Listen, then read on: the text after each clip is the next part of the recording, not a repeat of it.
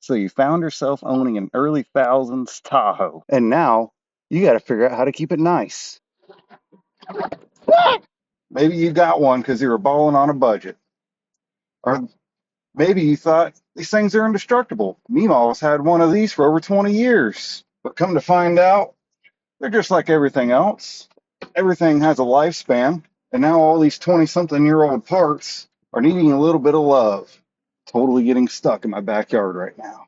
Four-wheel drive, engaged. So today, I'm going to give you three non-mechanical maintenance items that you can do to keep it from feeling like just another old turd that some 17-year-old clapped out revving in the high school parking lot. And I just washed this thing.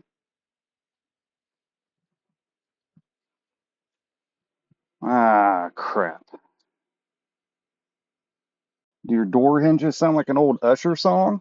Er-ee, er-ee, er-ee, er-ee. Well, today I'm going to use some dry lube. All you got to do is just spray down your door hinges,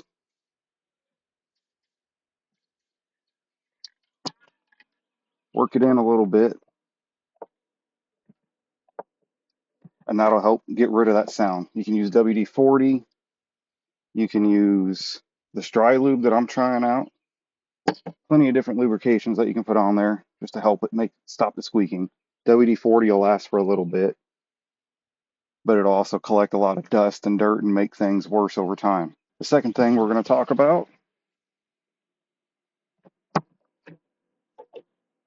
are these shock absorbers for your rear hatch and your rear window. These things like to go bad, and next thing you know, they'll be bonking your old lady in the head whenever she's trying to put groceries in. They're really simple to change out. They're fairly inexpensive on Amazon. All you have to do is just take your pry tool, a flathead screwdriver, pry that tab out, and then it'll pop loose. Make sure you got somebody holding the glass. Do the same thing to the top side and install your new shock absorber the same way you pulled it out. If you're going to be doing the ones for your back hatch, it's the same exact thing, just bigger, and make sure you got somebody to help you hold that hatch up because they're not light.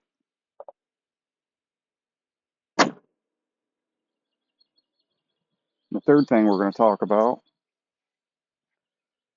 are the sunroof gaskets. A lot of times these old trucks, the sunroof gaskets will start failing. They'll get weak, and regardless of whatever the situation might be, it'll start to leak. So the first thing to do is just vent it. All you're going to need is some paper towels and some basic cleaning stuff. Wet paper towel will do it. Just wipe off this gasket seal right here, and then the mating surface that it aligns with, all the way around. Then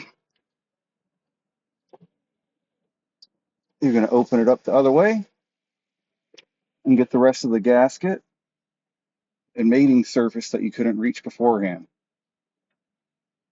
Now, if that doesn't stop the leak, because a lot of times the leak that you're going to have is just going to be caused by dirt and debris getting caught up in here. I had a leaf in mine at one point that caused it to leak all over me. If that doesn't solve it, we'll go ahead and open it up all the way. And then you're going to come up here and you're going to look for the little weep holes. See if we can get it from the see it from the inside better. Oh, now you get to be like the cool kids on prom night hanging up the sunroof top. But if you can see right in here, there's a little tiny black hole right there. And that is the weep hole. So what you're going to do is you're going to get you some water, pour it down into this track right here, and watch it. Make sure that it flows out of there. There's also some in the back. Those holes lead to drain lines that flow down through these A-pillars and then down through the inside of your fender into the ground. If it's not flowing still, you can blow it out with your air blower. If that's not working, pop these off aggressively. Remember, aggressively. That's your hose right there. You can actually separate it at this point right here. You see the separation joint right there? You can separate the hose right there, and you can blow air going down and blow air going back up. And you just do that on all four corners. And then you line up these pins with their holes. Get in your home.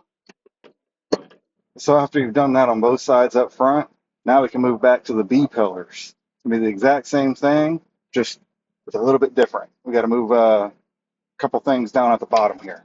I sprayed off my truck. Couldn't take it. All right, so over here you just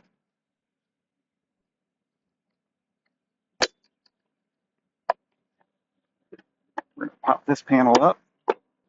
You're gonna scoot the seat up, pop this panel out, come to the back, pop this panel out.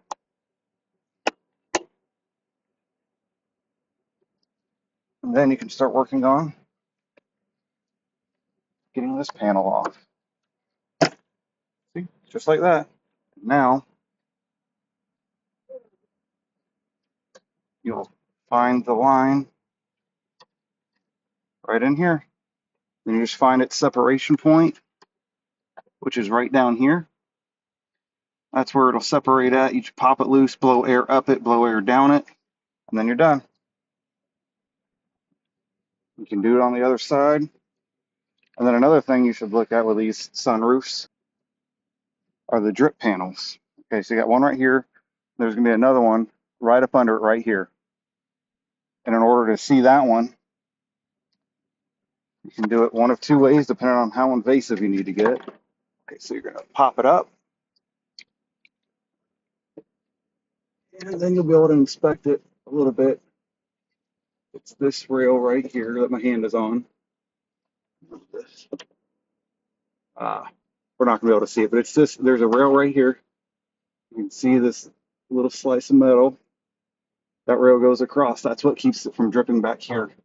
That catches all the droplets from this back seam, and it carries them off to the sides of those drip panels, those drip tubes that we were just looking at. The other thing you can do, it's a little bit more invasive, but you got two bolts on each side. There's a bolt here and a bolt here. Same thing on the other side. You just take those bolts out, the whole glass will push up. You can gently set it aside, and then you'll have full access to that drip rail and then the tubes that go with it. The only thing to remember whenever you're putting that on is to get your bolts started and almost finger tight. That way you can get up top and get it aligned. So you want it to be where this gasket is kind of just proud of the top. I need to adjust mine again. Obviously, I was just having this issue. So you want this gasket to be just proud of the top of the roof. And so you'll just have your one arm inside with the ratchet and making adjustments to this. You'll just tighten it down a little bit, go to the next bolt, and you're going to hit all four bolts like that, just tightening it down slowly as you get everything aligned. And I would use a really little ratchet. That way you're not able to get a whole lot of power on those things and you don't mess anything up. All right, well, there you have it. 3 quick and easy maintenance items that you can do to the inside of your Tahoe to keep it nice for the future. Please remember to like and subscribe. And if you have any other ideas that people can do, go ahead and put them in the comments. I might put them in a future video. I think in the next video I might be doing something a little bit different. It might even be involving my black Yukon. Y'all have a good night and stay blessed.